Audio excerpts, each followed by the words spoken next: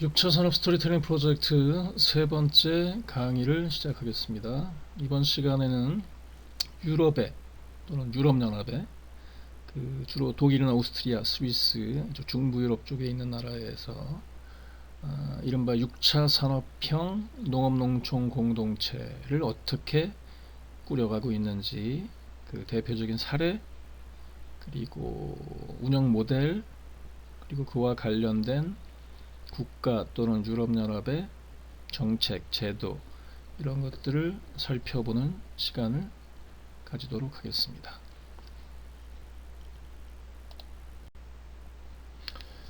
독일 농업의 4대 목표, 즉 녹색 계획이라는 걸 살펴볼 텐데요. 이게 이번 시간에 아마 제가 강의를 하는 묘지라고 할 수 있을 것 같습니다.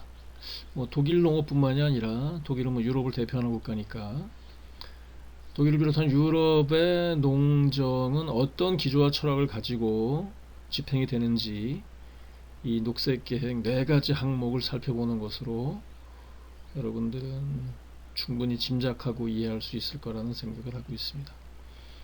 이 녹색계획이라는 것은 1954년, 지금부터 5년 정도 전의 일이죠.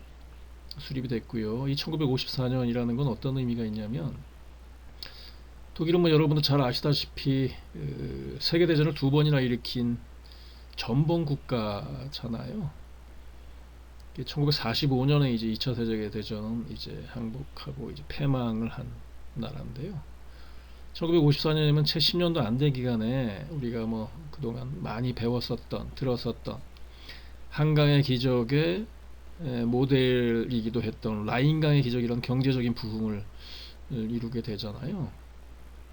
이게 오로지 독일만의 당연히 힘은 아니고 미국 비롯한 서방의 마샬 플랜이라는 원조에 의해서 이런 성과를 이루게 된 건데요. 어쨌든 그 경제적인 부흥 성과를 바탕으로 이제 나라를 어떻게 경영하고 운영을 해야 될 것인지에 대한 고민을 독일 국민들이 했다고 하고, 물론 정치인들이 주로 그 고민을 많이 감당을 했겠죠.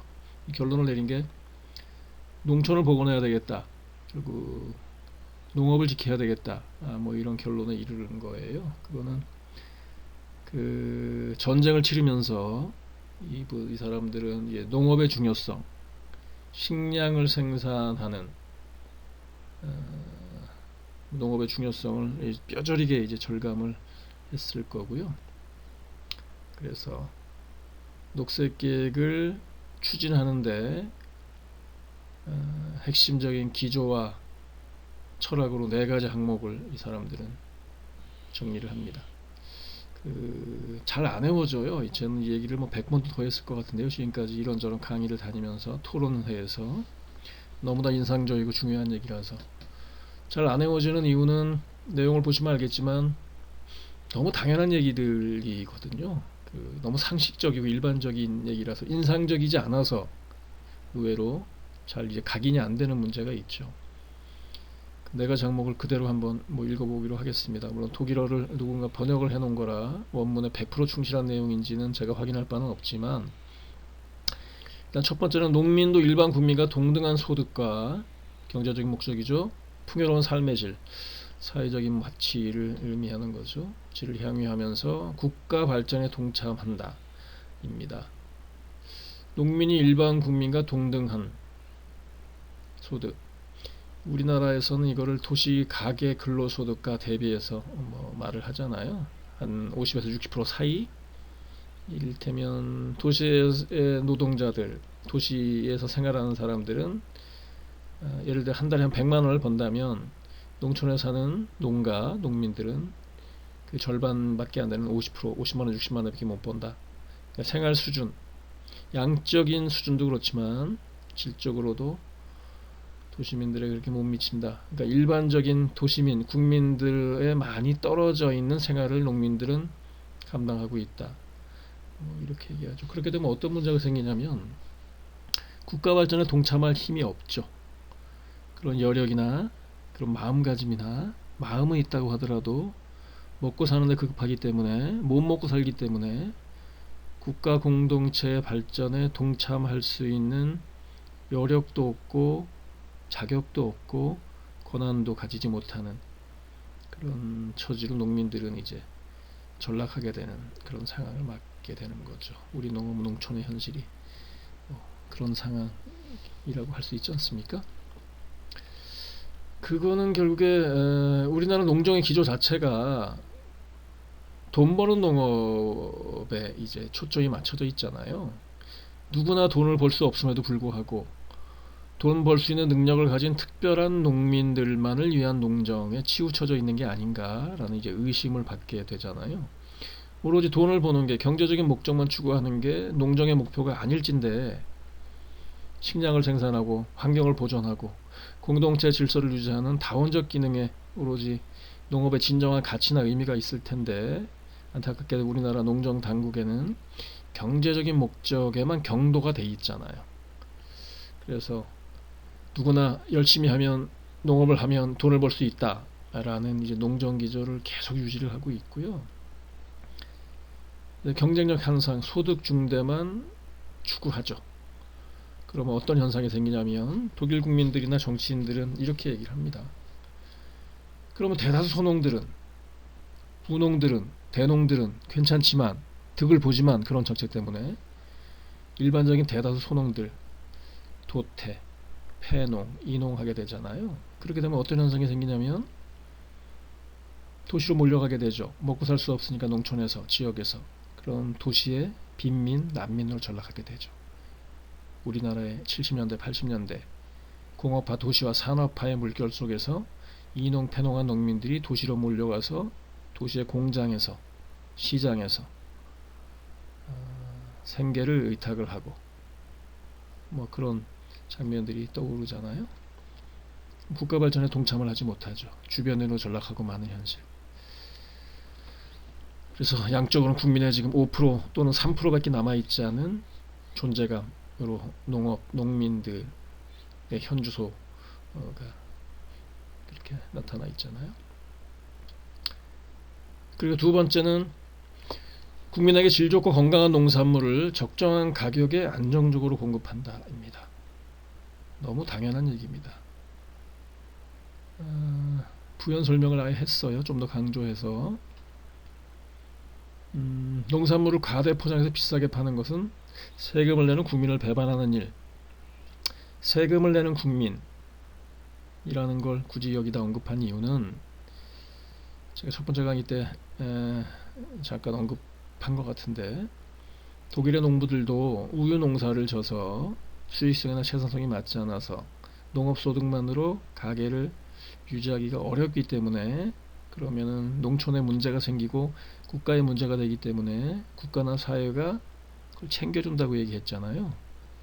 직불금이라는 제도를 통해서 단지 농업소득을 보전하는 직불금이 아니라 사회적인 그런 질서, 그런 구조를 유지하기 위한 이름도 뭐 문화경관 직불금 뭐 이렇게 붙이듯이 그래서 농가 소득의 50% 이상을 직불금 소득으로 보전을 받고 그것 때문에 농사를 안정되게 짓고 그리고 농촌의 사회를 유지할 수 있는 힘을 얻고 뭐 이렇게 된다고 말씀드렸잖아요. 그 직불금의 재원이 결국 주로 도시에서 이제 세원이 많이 이제 거치니까 도시에 있는 노동자, 소비자, 일반 국민들이 내는 세금을 재원으로 해서 직불금이 지급이 되는 그런 시스템이기 때문에 그건 뭐 당연히 사회적인 합의, 농민과 국민과의 약속 이 전제가 된 이제 그 제도죠.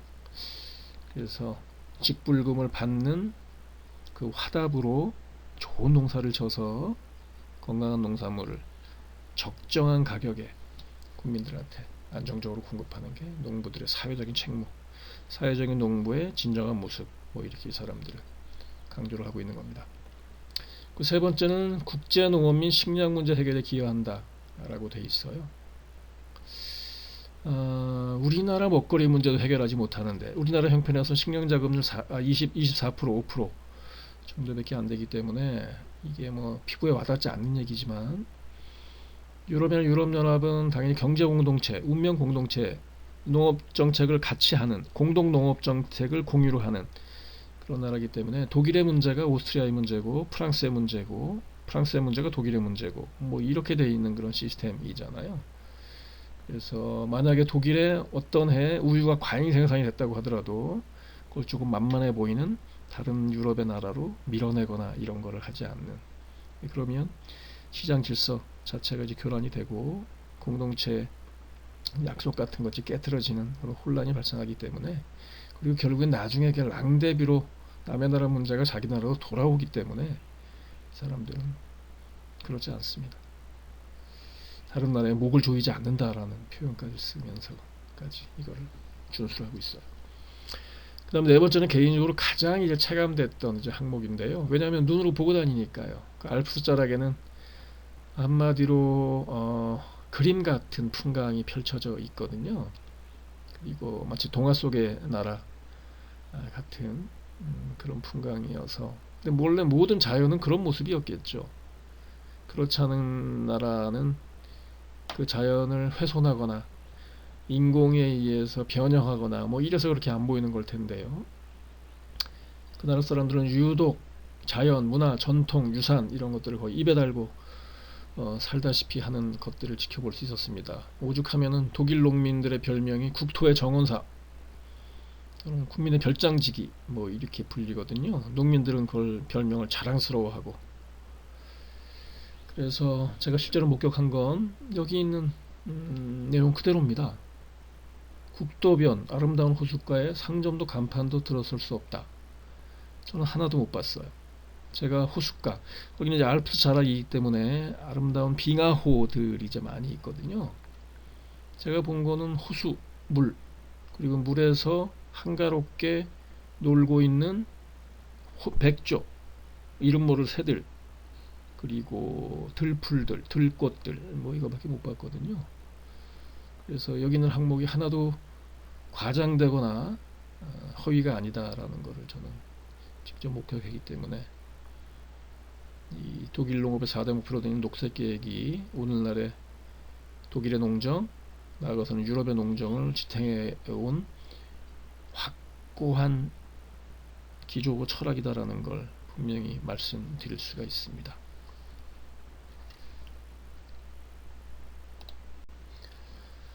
예, 독일에는 녹색 계획이라는 4대 농업 목표가 있는 것처럼, 저는 그 독일에 가서 그런 녹색 계획이 있다는 사실을 알기 이전에 주로 농정에 대한 고민을 하는 일을 주로 하고 있을 때 국회에서 공약이나 정책을 개발하면서 나름대로 4대 농정 패러다임이라는 것을 한번 생각을 해본 적이 있습니다. 제가 이제 녹색 계획 얘기를 듣고 이게 처음 듣는 낯선 얘기가 아니다라는 느낌을 개인적으로 받았던 거는, 물론 표현이 다르지만 그리고 생각하는 단계나 정도는 다를 수 있지만 현상을 보는 눈은 상식을 가지고 합리적으로 생각하면 독일이나 한국에 있는 저나 크게 다르지 않구나라는 것들을 느껴서, 내가 농정을 바라보는 시각이라든가 방법이 크게 다르지 않구나, 잘못된 게 아니구나, 올바른 시각으로 오늘날의 농정에 있는 그런 문제들을 바라보는구나 라는 이제 생각을 가졌던 기회였습니다. 4대 농정 패러다임, 첫 번째는 국민농정이고요. 저는 5% 생산자 농민, 뭐 실제로 5%가 아닐 수도 있고 저는 실제로는 추정이지만 3%가 안 될 수도 있다고 보는데, 우리나라의 농업인수, 농민수가, 우리는 5%라는 얘기를 할 때 농민이 아니고 정확하게 그걸 보면 통계청에서 발표한 농가 인구수를 가지고 5%니 몇 프로니 이렇게 얘기하는 거거든요. 지금 한 230만 40만 남았을 것 같은데요. 그 중에는 농민이 아는 사람들이 많이 있거든요. 일단 미성년자 19세까지는 농민이 아니잖아요. 그리고 아예 은퇴하신 연로하신 노인분들 합하면 100만여 명 되지 않겠습니까? 그러면 100만 명 빼면 한 150만이 채 안 되는데요.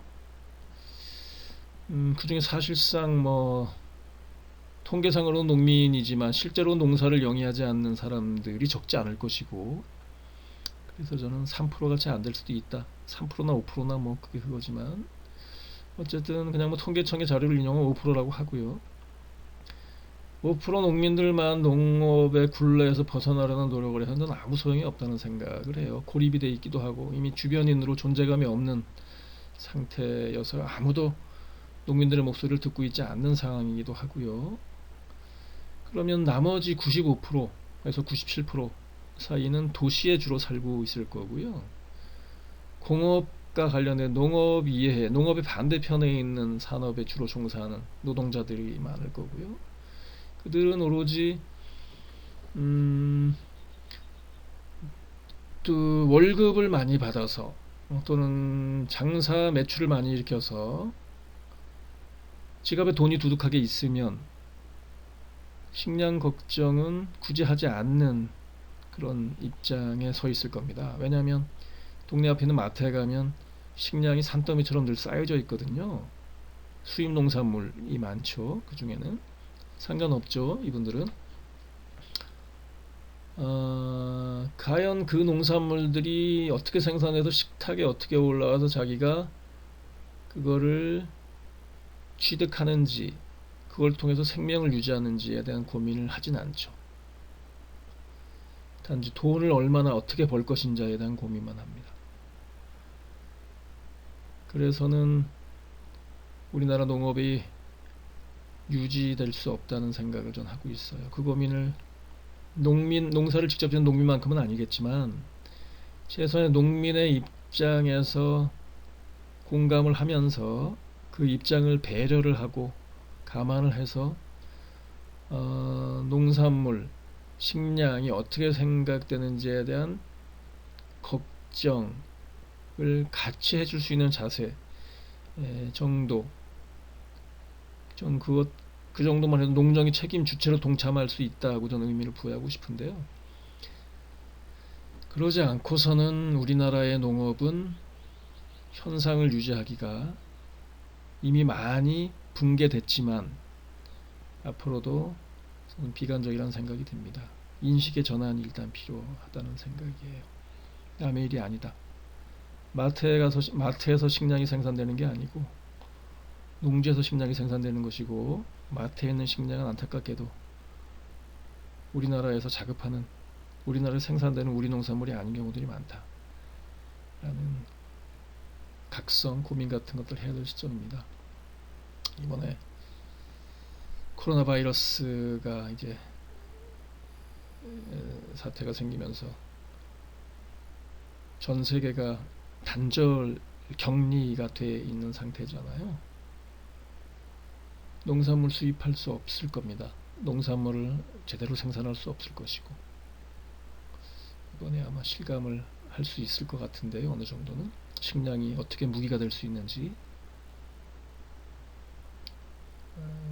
저는 그래서 국민농정 5%의 농부들과 95%의 나머지 국민들이 서로 같이 고민을 해야 이 농정의 문제가 풀릴 거라는 생각을 하고 있어요. 그래서 저는 협동연대 대한국민농정이라는 걸 주장을 계속하고 있습니다. 그 다음은 공익농정이에요. 국민의 생존권, 국가의 식량주권을 이제 농민들이 지키는 거잖아요. 공무원들이 하는 일과 같은 이제 행위를 하는 거죠. 공익행위에 종사를 하는 거죠. 근데 그런 대접을 못 받고 있지 않습니까? 농업은 근본적으로 국가기관 산업의 지위가 보장이 돼야 된다라는 저는 주장을 하고 있어요. 농업이라는 것이 방송, 교통, 의료, 교육, 국방 이런 것보다 덜 중요한가요? 라는 생각을 전 합니다. 당연히 그런 지위가 보장이 돼야 되고요. 상징적으로 그래서 농민 기본소득의 명분으로서 전 주장을 하는 거거든요. 이런 공익행위에 종사하는 공무원과 같은 그런 역할을 하는 농민들에겐 당연히 국가에서 기본적인 생활을 보장해줘야 된다. 사사로운 사기업에 농업이라는 국가 기관 산업을 맡겨서는 안 된다. 그건 너무 위험하다. 라는 생각을 합니다. 그래서 공익농정이라고 전 얘기를 하고요. 독일 농업계획에서도 농업의 공익성에 대해서 계속 강조를 하고 있잖아요. 직불금을 그래서 주는 거고요. 그다음 지역농정입니다. 우리나라 뭐 농사 지어서 스마트 농업해서 대규모로 생산을 해서 뭐 수출한다는 뭐 대기업 주도로 수출을 하는 농업 얘기를 가끔 하고 매년 농정의 주요한 계획에 꼭꼭 들어가 있던데요. 우리나라 농산물이 외국 시장을 뚫기는 쉽지 않을 겁니다. 왜냐하면 세계 이제 글로벌 그 시장, 농산물, 농식품 유통되는 시장은 가공할 만한 거대한 자본들이 지금 초국적 자본들이 장악을 하고 있잖아요. 카길, 몬산토를 비롯한 듣기만 해도 1.5헥타 평균 농지 면적 1.5헥타밖에 안 되는 우리나라의 농가의 규모 또는 수준에서 그들을 감당하는 건 어불성설이죠. 그래서 저는 어차피 국가 단위로 세계 시장에서 우리 농업이 경쟁력을 갖는 것은 무리이기 때문에 그거는 방법이 아닐 수 있기 때문에 적어도 지역과 마을 공동체 단위에서 유기적인 순환 농업이 우리의 현실적인 농사를 짓는 가장 현명한 방법론이다라는 생각을 하고 있습니다. 그래서 지역 농정을 저는 계속 주장을 하고 있고요. 그 다음에는 이제 협동농정입니다. 네 번째는 농사를 혼자 지을 수 없으니까 농사뿐만 아니라 세상의 모든 일이 마찬가지죠. 혼자 할 수 있는 일이 있고 그리고 많은 일들이 다른 사람 일들이 필요할 텐데요. 이게 이제 농사공동체, 농업공동체 모습으로 나타나는 거죠. 대표적으로 협동조합 같은 경우고요. 예전은 협동농정이 결국 4대 농정 패러다임을 완성하는 결속하는 장치다라는 생각을 하고 있습니다.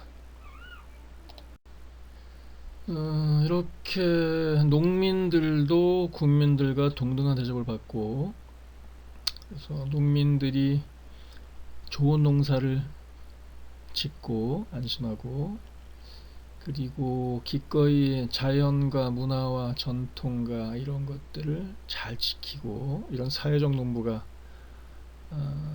살아갈 수 있는 그럴 수 있게 하는 독일 농부들로 하여금 구체적인 그리고 실효성 있는 정책과 제도들이 한 7, 8가지 주요한 정책들이 있다고 저는 생각하는데요. 그것들을 이제 하나하나 살펴보도록 하겠습니다. 첫 번째는 단연 직불금이에요. 제가 뭐 계속 강조하고 있는 거지만 제가 갔던 곳이 주로 이제 독일은 이제 16개 연방 주의 이제 연방공화국이라고 말씀드렸잖아요. 아마 그 중에서 제가 듣기로는 가장 큰 주 뮌헨이라는 가장 큰 도시 중에 하나가 거기 주도인 곳이고요. 독일의 남쪽 그러니까 독일은 이제 남쪽으로 가면 너른 들이 이제 많아서 그쪽이 이제 주로 농사를 많이 짓는 지역이라고 해요. 우리나라하고는 이제 독일은 이제 반대인데요. 우리나라는 산이 70%, 독일은 들이 70%. 그러니까 들이 굉장히 넓죠. 농가당 물론 초지이긴 하지만 농지 면적이 50헥타, 60헥타 정도라고 하니까요. 우리하고 뭐 비교가 되지 않죠. 그래서 남쪽으로 내려가면 이제 알프스에 가까워지는 쪽이거든요. 그러니까 경관이 아주 훌륭하죠. 그래서 바이에른주는 직불금을 아마 문화경관 직불금 뭐 이렇게 부른답니다. 단순하게 그냥 농업의 일차적인 목적, 기능을 나타내는 농업소득을 보존하는 직불금 뭐 이러지 않고요. 그거보다 훨씬 더 큰 의미, 깊은 의미를 이 사람들은 부여를 하는 거죠. 농민들이 농사를 짓는 행위는 일차적인 농산물을 생산하는 단순한 역할이 아니고 그냥 먹고 살기 위해서 또는 돈을 벌기 위해서 하는 그런 목적이나 역할이 아니고 독일의 문화와 경관을 보존하는 공익행위에 가까운 거다라고 이 사람들은 아예 규정을 하고 같이 인식을 하는 거죠. 모든 국민들이. 그래서 바이에른주의 이제 캠텐이라는 작은 이제 도시, 우리나라로 치면 뭐 작은 군 정도 되지 않겠습니까? 제가 뭐 정확하게 지리적인 상황까지는 제가 알 수는 없지만요. 거기 이제 농업국에, 좀 사진에서 이제 나오시는 분이 농업국에 막 이제 정년 퇴직하셨다고 해요. 농업국장을 지내시던 분이고요. 힘머신가? 예, 이름이. 네. 그분이 이제 바이에른의 캠텐에서 시행하고 있는 직불금 제도에 대해서 설명을 하는 겁니다. 굉장히 복잡해요. 처음 보는 사람들은. 그러니까 복잡한 이유가 뭐 어렵게 그 제도를 시행하기를 어렵게 만들라는 목적으로 이렇게 한 게 아니고 아주 섬세하고 철저하게 농부들이 농사를 짓는 공익행위에서 보상을 하기 위한 항목들을 촘촘히 구성을 해놓은 그런 이제 모양이라고 저는 이제 생각이 들었는데요. 직불금 제도는 일단 이원화되어 있다고 보시면 됩니다. 유럽식 직불금 제도는 하나는 기본 직불금 제도라는 것이고요. 그거는 이제 우리나라에서 시행되고 있었던 직불금 제도와 같은 것이죠. 단순하게 땅이 많으면 직불금 많이 받아가는 헥타당 얼마 뭐 이렇게 저희 나라는 이제 지급되고 있지 않습니까? 독일도 이제 그게 이제 기본 직불금인 거예요. 독일에서 농사를 많이 땅을 많이 갖고 있는 사람들, 생산을 많이 하는 사람들은 거기에 비례해서 기본적으로 보상을 이제 해주는 거죠. 근데 이제 직불금의 문제, 우리가 지금까지 시행하고 있었던 기존의 직불금의 문제가 이제 그 문제인 거잖아요. 다 땅을 많이 갖고 있지 않으니까 일부 소수 대농들, 기업농들, 규모화되어 있는 그런 이제 농부들은 직불금제도가 실익이 있죠. 그러나 대부분 우리나라 평균 1.5헥타 1헥타가 안 되는 농가가 10농가 중에 7농가인 우리나라의 현실, 소농 영세농들이 대부분 현실에서는 그 직불금 기존 면적 단위에 비례하는 직불금 제도는 실효성이 없을 뿐더러 실효성은 고사하고 양극화 현상만 더 초래하는 그런 부작용들이 있었죠. 심지어는 실제로 농사지는 농부들한테 그 직불금이 지급되지 않고 농지업무상으로 농지 소유주한테 직불금이 지급되는 이런 폐단, 부작용 같은 것들이 큰 문제가 되지 않습니까? 그래서 유럽 같은 경우에는 기본 직불금 외에 그런 문제점들, 소농 영세농들을 보호하고 직불금 폐해를 방지하기 위해서 가산직불금이라는 제도를 병행해서 진행을 하는 거죠. 가산직불금은 이를테면 이런 겁니다. 제초제 화학비료 뿌리지 않고 친환경 농사를 준수하면, 그러니까 의무를 이행을 해야 되는 거예요. 의무라기보다는 직불금을 지급하는 국가, 정부, 사회하고 국민들하고 약속을 농부들이 지키는 거죠. 그래서 유기농 농사, 친환경 농사를 지면 얼마. 그리고 청년들이 농사를 지면 청년이기 때문에 얼마. 기계도 이제 무료로 빌려주는 것까지 해서. 그리고 심지어는 내가 소유한 농지에 생태 습지가 있는 거예요. 예를 들면. 그러면 그 생태 습지를 갈아엎어서 농지로 변경을 하면 그만큼 생산이 늘어나니까 소득이 더 창출되는 거잖아요. 근데 그거를 포기를 하고, 왜냐하면 자연, 문화, 환경, 생태 이런 것들을 보호하라고 이 나라는 권장을 하니까, 그러면 생태 습지를 갈아엎지 않고 그대로 놔두면, 보존하면 그거를 농지로 변경을 해서 얻게 될 기회비용을 상실하는 셈이잖아요. 거기다 이제 보상을 이제 해주는 그런 명분인 거죠. 그 보상도 되고요.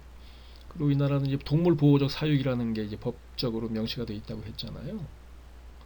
법적으로 명시되어 있다는 건 그렇게 하지 않으면 소를 묶어서 키우면, 또는 닭을 닭장에 가둬서 키우기만 하면 그럼 이제 벌을 받는다는 것이죠. 죄가 되는 거죠. 그래서 이 사람들은 그거를 방목해서 가축들을 사육을 하면 거기에 이제 동물보호적 사육 의무를 이행을 했다고 가산직불금으로 얼마를 더 지급하고, 뭐 이런 형식의 이제 직불금, 가산직불금 조합들이 많이 발달이 되어 있고요. 그게 이제 각 주마다 약간의 정도의 차이, 항목의 차이는 있을 수 있지만 대략적인 독일 그리고 유럽의 직불금 제도는 거의 이런 형식이나 그 형태를 갖추고 있는 거고요. 최근에 우리나라도 이제 공익형 직불제라고 해서 개편안이 통과되지 않았습니까? 곧 이제 시행이 될 텐데요.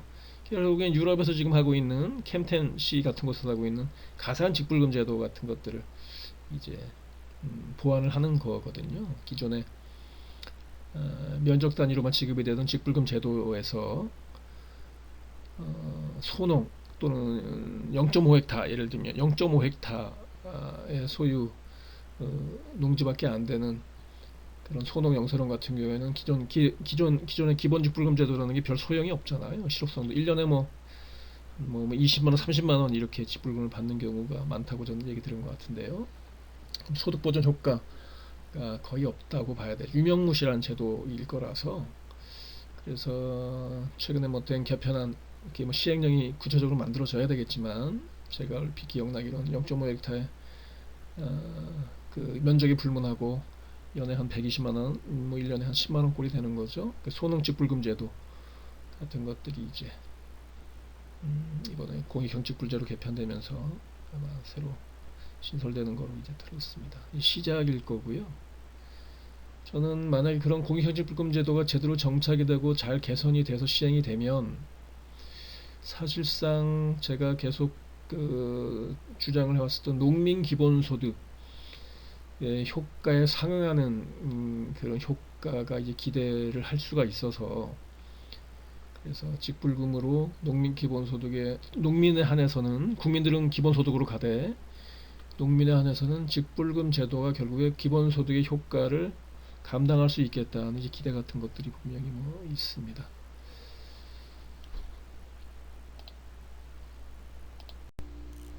그 다음에는 가족농입니다.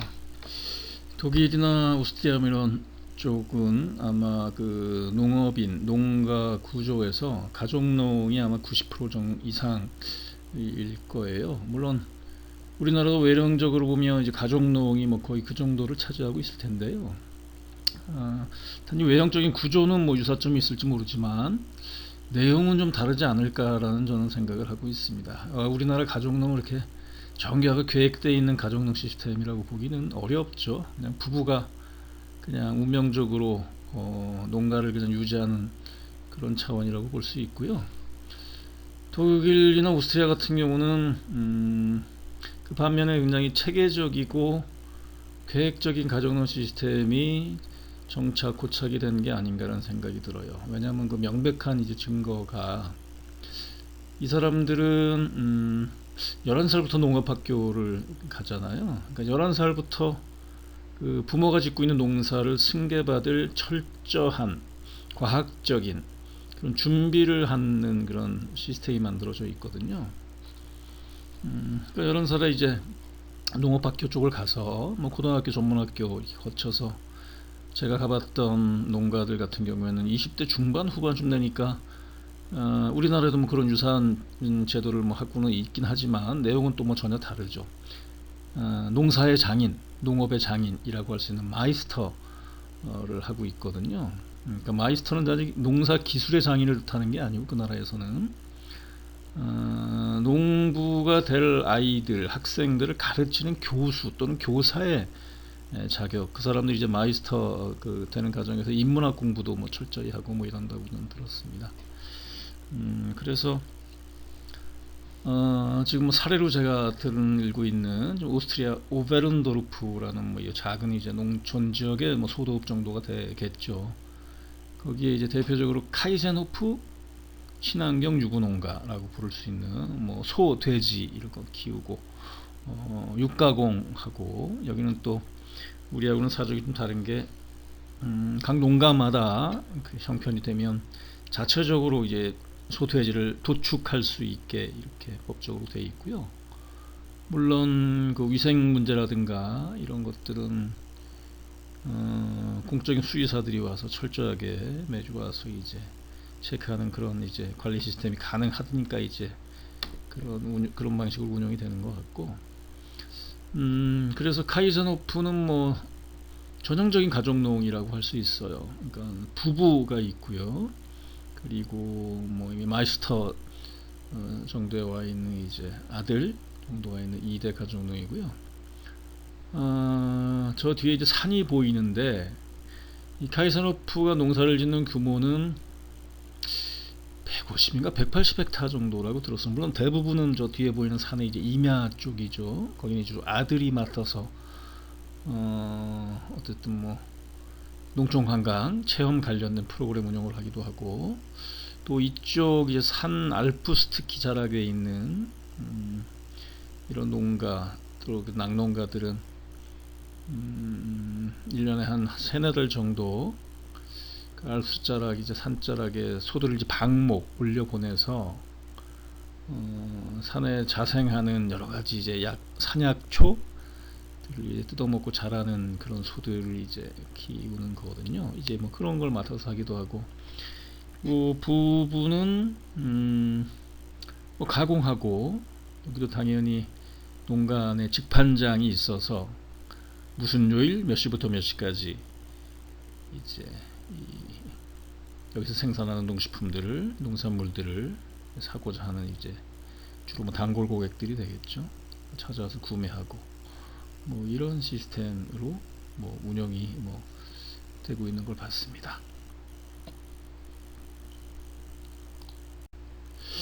그 다음 이제 두 번째 가족농의 대표적인 사례는 유기농 가수농가라고 할 수 있어요. 그러니까 가수원이죠. 라이자흐라는 이름을 가진, 여기도 이제 독일의 캠텐 쪽에 있는 그 가수농가인데요. 여기 같은 경우는 이랬다고 합니다. 여기도 원래는 이제 낙농가였었는데 소 키우고 이제 우유 생산하고, 근데 우유가 이제 채산성 수익성이 낮다 보니까 그걸 이제 농가 경제를 운영하기가 뭐 당연히 어려웠겠죠. 그래서 고민을 하다가 여기는 또 가족 구성원이 또 많아서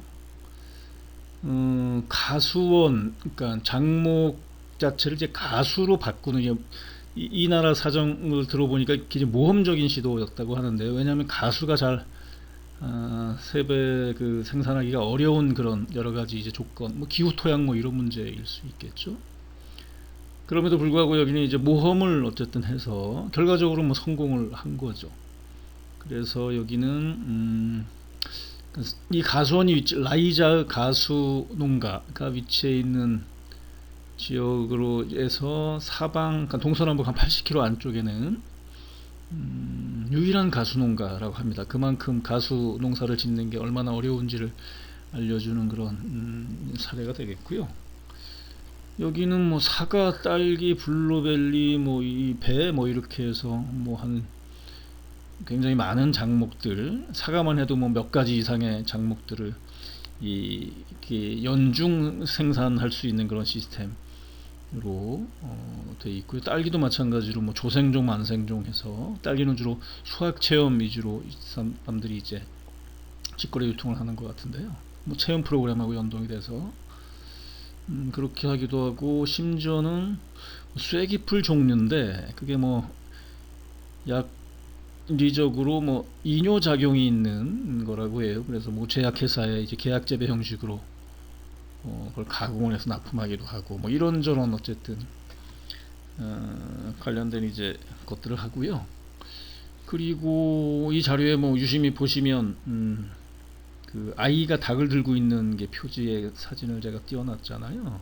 그 아이가 이제 이 라이자 가수 농가의 딸 아이가 되는 막내딸 정도인 것 같고요. 닭도 이제 자연 방목해서 이제 키우고 이런 다양한 농업을 영위하고 있고요. 지금 사진에 보듯이 증류주 이제 가공하는 것도 뭐 농해소득 창출하기 위해서 이 나라에서는 농가당 한 연간 한 200리터 정도의 증류주는 가공해서 농해소득을 창출할 수 있도록 지원한다고 말씀을 드렸잖아요. 증류기가 위치해 있는 공간인데 사진에 안 나와있지만 바로 옆에 이제 작은 농가 레스토랑 정도 되는 그런 이제 시설도 이제 구비가 돼 있고 뭐 이렇습니다. 뭐 체험하러 오는 사람들이 많이 있으니까요. 그래서 여기는 제가 그 80헥타 정도 이제 가수원 규모가 뭐 농사 짓는 거 당연히 어렵고 더군다나 수확하는 게 쉽지 않을 것 같아서 아무리 뭐 기계화 자동화가 된다고 하더라도 제가 궁금해서 물어본 적이 있죠. 그러니까 대답하시는 게 우리나라 동남아 이제 그 근로 노동자들이 이제 여기 와서 우리 농사를 책임지듯이 여기 이제 동유럽 쪽에서 이제 팀을 이루어서 수학 같은 작업들을 한다고 얘기를 했습니다. 뭐 많은 인원이 아니었던 것 같아요. 그게 얼마나 효과적으로 그게 시스템이 되어 있는지를 볼 수 있었으면 참 좋았을 것 같은데요. 그래서 여기 같은 경우에는 아들보다는 좀 딸들이 있는 것 같아요. 그래서 딸이 이제 농사 이 라이자의 가수원에 농사를 승계하는 뭐 그런 2대 가족농 유지가 되고 있는 것 같고요. 그리고 가는 날은 이제 선대 이제 할아버지가 되겠죠. 아이들에 대해서. 그분은 당연히 독일이나 오스트리아 쪽은 65세가 되면 이쪽에 뭐 일반 직장에서 회사원들 정년퇴직하듯이 농부에서 이제 은퇴하고 이제 연금 받아서 생활하고 뭐 이런다고 하거든요. 그리고 은퇴를 해야 이제 승계하려고 기다리고 있는 그 2대한테 이제 그 물려주고 뭐 이 직불금도 이제 연계가 되고 뭐 이럴 수 있어서 65세라는 것들이 이제 정해지는 거죠. 근데 이분도 당연히 나와서 직접 뭐 농사를 주관하진 않지만 뭐 농장에 이제 들어갈 자문, 뭐 고문 정도 회사로 치면 그런 역할을 하고 있는. 그러니까 그 저희가 갔을 때는 3대가 같이 이 농장에 이제 여러 가지 역할로 참여하고 있는 뭐 그런 모습을 볼 수 있었습니다. 그 다음에는 이제 오스트리아 티롤 주의 티롤 지방의 훈제 생염을 가공하는 명가죠. 이 분야에 있어서 디스마스 농가라는 곳이고요. 오스트리아는 2년마다 한 번씩 오스트리아 최고의 농식품을 생산하는 농가를 선정하는 뭐 일종의 경연대 같은 형식이겠죠. 뭐 그걸 한다고 해요. 한 6가지 종목에 대해서. 그러니까 이 디스마스 농가 같은 이제 생햄 그리고 치즈 그리고 좀 이따 다른 사례로 나오겠죠. 빵 뭐 이렇게 해서 한 6가지 종목. 그러니까 디스마스 농가는 훈제 생햄 분야에 있어서는 오스트리아 최고의 훈제 생햄을 생산하는 농가로 이제 선정된 곳입니다. 그 뒤에 보시는 게 이제 훈제 생햄을 생산하는 그런 훈연실, 뭐 참나무 그 연기 그을려서 전형적인 슬로우 푸드라고 할 수 있죠. 공장에서 생산한 며칠 만에 생산할 수 있는 걸 여기는 이제 전통적인 방법으로 유기적인 방법으로 몇 달 정도 걸려서 생산한다고 해요. 그러니까 명품 뭐 훈제 생애라고 할 수 있죠. 여기도 당연히 이제 아들이 훈제 생엠이니까 훈제 생엠 쪽에 육가공하는 마이스터로 당연히 승계농 준비를 하고 있고 부부가 주관해서 가공하고 판매하고 똑같이 직판장이 또 구비가 되어 있고요. 그런 식으로 뭐 운영을 하고 있는 걸 볼 수 있었습니다. 그리고 로트홀츠라는 이제 오스트리아 지역에 짤즈부르크 주 쪽에 있는 거로 제가 기억이 되는데요. 프리히너호프 제빵 농가입니다. 사진에 보는 게 이제 직판장이에요. 그 옆에는 이제 빵 이제 가공하는 가공장 뭐 이게 옆에 붙어 있고요. 얼핏 보면 뭐 한 2평 남짓 될까요? 뒤에 이제 사진 프레임에는 없지만 뒤에 뭐 증류주라든가 다른 것들이 약간 뭐 진열이 되어 있고요. 주로는 뭐 제빵 농가니까 저기 보이듯이 이제 아주 건강한 빵을 만들어 파는데요. 뒤에 얼핏 보시면 선마 쪽에 보시면 뭐 메달도 있고 얼핏 왕관 모양의 뭐 그런 상징물들이 있잖아요. 저게 이제 말씀드렸던 오스트리아 최고의 농식품을 생산하는 농가에 이제 주는 그런 휘장 비슷한 게 될 것 같습니다. 뭐 그나라를 말하면 뭐 게누스 크로네가 왕관 뭐 이런 뜻이고요. 그래서 이 프리노프 제빵 농가는 이 분야에 있어서 5번 연속 게누스 크로네 휘장을 받았다는 거예요. 그러니까 2년마다 한 번씩이니까 10년 동안 오스트리아 최고의 제빵 농가의 실력과 명성을 유지하고 있는 그런 뭐 농가입니다. 그래서 그 얘기를 듣는 순간 오스트리아 최고의 빵, 저걸 뭐 개인적인 생각이 얼핏 들었었는데요. 저걸 한국에 들어와서 팔면 상당한 상품성이 있겠다라는 생각이 얼핏 스쳐서 그런 생각을 하고 있는 중에 이 분들이 뭐 다른 농가하고 마찬가지로 독일 오스트리아 쪽에 저희가 견학 갔던 농가들이 밖에 내다 팔지는 않는 거예요. 대량으로 만들어서. 여기도 마찬가지죠. 북지 밖에 나가 파는 건 뭐 우리나라 오일장 같이 뭐 그런 마켓이 열리면 그냥 일시적으로 하는 그 정도이고요. 여기도 저 빵을 사고 싶은 사람이 있으면 이 2평짜리 골방, 그러니까 농가 한 그 가운데 있는 골방 같은 이제 구조로 되어 있는데요. 거기를 무슨 요일 몇 시부터 몇 시까지 찾아와야 비로소 오스트리아 최고의 빵을 이제 살 수 있는 시스템으로 운영이 되는 거예요. 그래서 저는 호기심도 있고 궁금하기도 했고, 근데 뭐 답이 전혀 예상이 안 됐던 건 아니지만 몇 군데 농가에서 그런 비슷한 얘기를 들어서 그래도 물어봤거든요. 오스트리아 최고의 빵인데 나가서 팔면 더 많은 돈을 벌 수 있을 것 같은데 왜 그러지 않느냐, 왜 찾아와야지만, 그것도 일주일에 정해진 날 제한된 시간에. 그랬더니 저분이, 저 인상 좋은 분이 두 가지 대답을 하셨어요. 첫 번째는 자기가 이 농가에서 직접 생산하는 원재료, 그러니까 뭐 빵, 우유가 주 원재료겠죠. 그거로만 이제 빵을 가공을 해야 되는 거예요. 아니면 인정을 못 받는 거죠. 그러니까 원재료를 빵을 대량으로 생산하고 싶다고 해서 다른 농가에서 생산하는 거, 시장에서 원재료를 사와서 이 빵을 생산하면 저 빵이 아무것도 아니게 되는 거죠. 그게 첫 번째 대답이었고요. 두 번째는 굉장히 부러운 대답이었었는데요.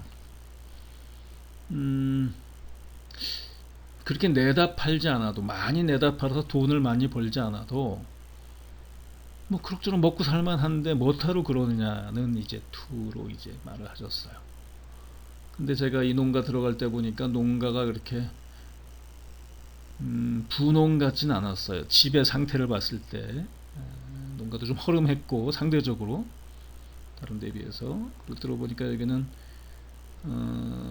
영위하고 있는 농지 면적이 뭐 8헥타, 7헥타 정도로 들은 것 같아요. 이 나라 쪽에 평균 한 50헥타, 60헥타, 독일 오스트리아 뭐 그렇게 들은 것 같은데, 그 기준으로 하면 여기는 뭐 소농, 아주 영세농인 거죠. 그 나라 기준으로 보면. 그래서 이제 가공을 했을 거 아닙니까?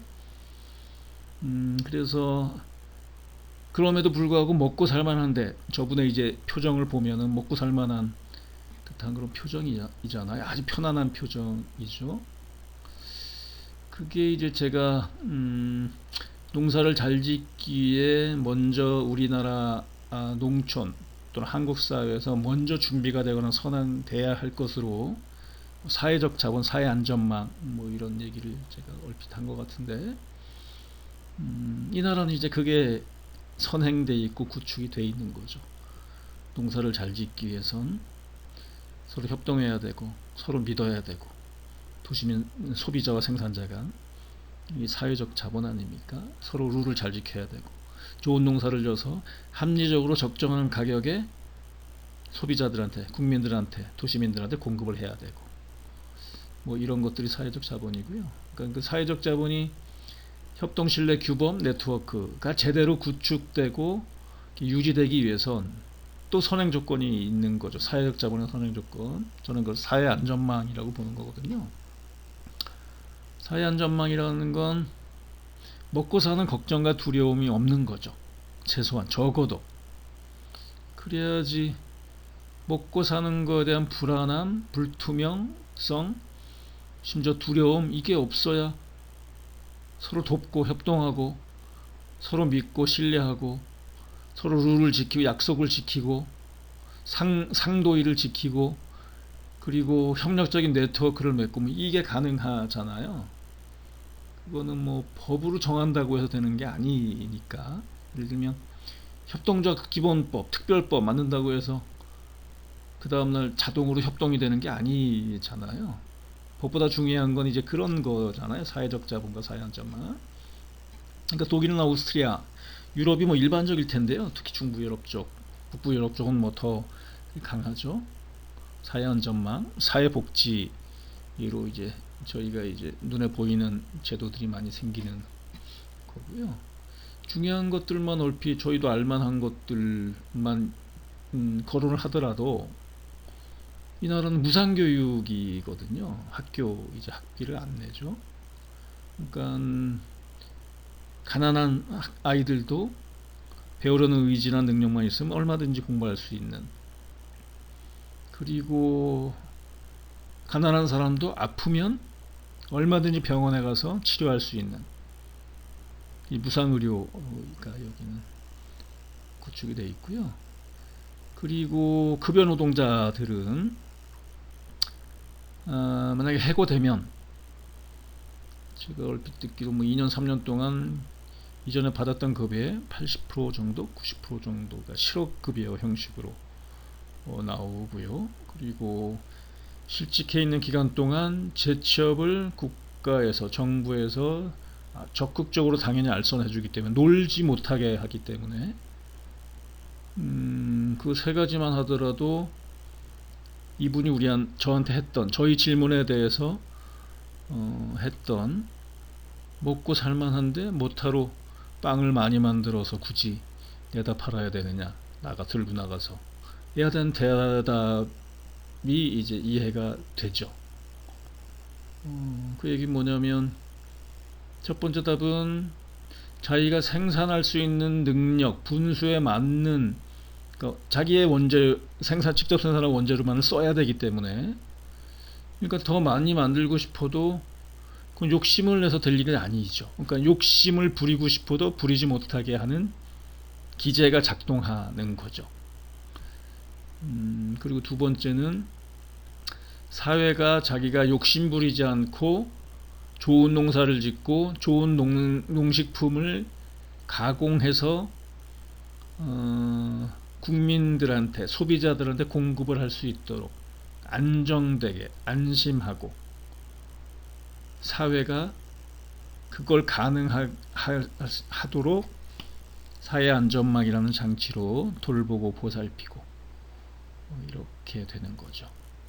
그러니까 제가 얘기했었던 국민농정이 작동하고 있는 그런 대표적인 단면적인 장면이 바로 이 프리인호프 제빵 농가가 아닌가라고 저는 정리를 했습니다. 농부들 혼자, 농가 혼자, 농민의 혼자 고민해서 해결될 문제가 아니잖아요. 사회적 자본, 사회 안전망은 농민 말고 소비자들도 같이, 국민들 전체가, 국가나 사회가 같이 고민하고 같이 방법을 만들고 뭐 이래야지 해결되는 문제잖아요. 단지 농업의 문제가 아니라는 생각을 저는 합니다.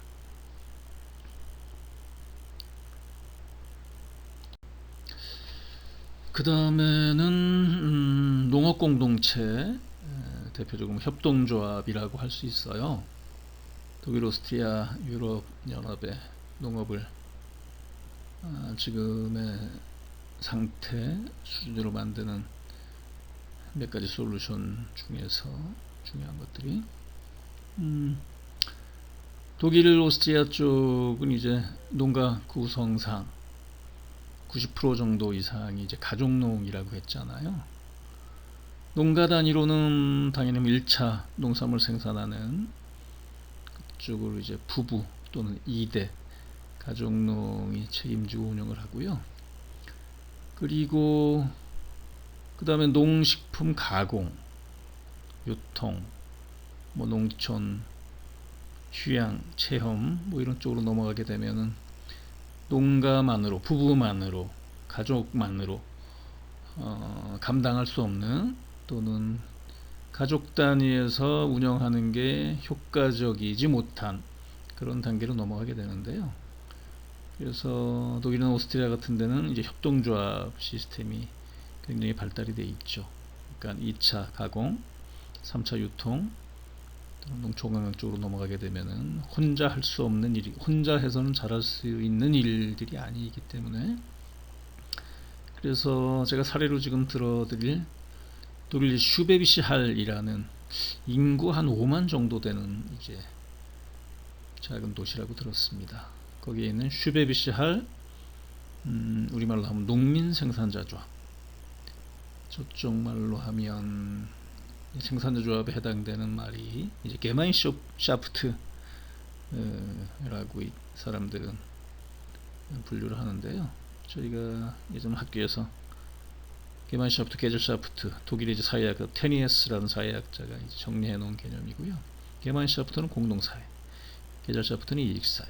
그러니까 게마인샤프트는 농업 공동체, 공동으로 생산하는 그런 사업체, 협동조합 같은 걸 의미하죠. 이 슈베시아 농민생산자 조합은 세계적인 지금 명소가 되어 있는데요. 각지에서 이제 견학을 오기도 하고, 심지어는 영국의 찰스 왕태자도 이제 뭐 농사를 따로 짓는다고 해서 여기를 견학하러 왔던 사진이 붙어 있는 걸 제가 가서 본 적이 있는데요. 여기는 지금부터 한 30 몇 년 전에 슈베시알에서 이제 돼지 농사를 키우는 양돈 농가가 이 지역의 특산물인 슈베시 할리시 돼지가 비계가 두껍고 뭐 이런 특성 때문에 상품성이 별로 없어서 고전을 하고 있었나 봐요. 그래서 이제 가공을 해야겠다는 생각을 하고 협동조합을 만들었죠. 8농가가 모여서. 그래서 30 몇 년이 지난 지금, 저희가 몇 년 전에 가봤는데 그 이후에 조금 당연히 늘었겠죠. 지금은 1500명 조합원, 연간 매출 1500억 원의 규모의 세계적인 명소가 된 농민 생산자 조합으로 발전이 했습니다. 여긴 당연히 그걸 주도했던 성각자 분이 있고요. 지금도 뭐 명예 이사장 비슷하게 자기 뭐 돼지 농사를 당연히 이분도 스스로 영위를 하면서 그분이 지도자 역할을 했다고 들은 것 같고요. 여기 같은 경우는 지금 이 양적인 성장은 물론이고 그렇게 질적으로도 5만 정도 되는 작은 도시에 있는 협동조합 이라는 생각을 갖고 보면은 정확하게 저희가 판단을 할 수 없을 정도의 이제 질적인 성과를 보이고 있는데요. 가령 예를 들면 일반 뭐 농산물이나 농식품이 우리나라도 마찬가지지만 최고의 품질을 가진 제품들, 최고의 제품들, 농식품들은 그 나라의 국적기, 우리로 치면은 뭐 공식적으로 국적기라고 할 수는 없지만 통념상 대한항공 기내식 납품되는 뭐 최고의 품질을 인정받을 수 있고, 최고의 호텔, 특급 호텔, 그리고 최고의 회사들 납품되면 그건 뭐 공식적으로 인정받을 수 있는 수준이라고 볼 수 있는데요. 여기 슈베비샬리스 생산되는 여러 가지 제품들, 육가공 제품들 위주로 독일 국적기 루프트한자, 그리고 독일 최고의 기업 메르체데스 벤츠, 그리고 최고의 특급 호텔들에 고정적으로 납품이 되고 있고, 그리고 독일 몇 군데 포스트에 별도의 매장이 따로 만들어져 있고, 자체적으로 가공 공장 운영하고 있고, 뭐 이렇게 심지어는 마을 공동체하고 연계가 돼서 신재생 에너지 발전 사업도 같이 영위를 하고 있고, 뭐 이런 수준까지 그러니까 이 슈베베샬리시 지역 할 지역에 대표적인 마을 기업, 지역 기업 단계로 올라와 있는 걸 볼 수 있습니다. 좀 나중 뒷부분에서 아마 그 사진이 나올 수 있을 것 같은데요. 지역 시장 사례 들면서 여기 뭐 벽에 레기오널 마르크트 밑에 부분 보시면 호앤로에 뭐 이렇게 써 있잖아요. 저 안이 이제 우리로 치면 로컬 푸드 뭐 마켓 같은 거죠. 로컬 푸드식 매장. 바로 옆에는 그 로컬 푸드로 식재료로 한 로컬 푸드 뷔페 농가 레스토랑 같이 운영을 하고 있고, 이렇게 운영이 되는 정도의 융복합적인 그런 사업을 영위하는 그런 단계로 넘어와 있습니다. 대표적인 뭐 우리로 치면 6차 산업 또는 융복합 그런 형태 농업의 성공적인 모델이라고 들 수 있을 것 같습니다. 그 다음에 이제 밀더케제 치즈 가공장 겸 직판장인데요. 이 오스트리아 티롤주에 있는 곳이고요. 저기 보이는 건물이 뭐 현대화되어 있는 이제 건물인데 리모델링 한 거고요. 독일이나 오스트리아 같은 유럽 쪽은 농정예산은 직불금으로 집행이 된다고 했잖아요. 그러니까 우리처럼 간접적으로 보조하고 뭐 이런 쪽 건물 짓는데 하드웨어 시설 만드는데 지원해주고 기계 사는데 보조금 지원해주고 뭐 이런 위주의 우리나라 농정 예산 집행 구조하고는 전혀 다르게, 그래서 이 나라 사람들은 이제 건물 짓고 뭐 이 기계 사고 이러는 데는 농정 당국에서 직접 지원되는 예산이 거의 없는 거죠. 근데 이제 저 그 가공장 같은 경우에는 리모델링 하는 지원을 받았는데요.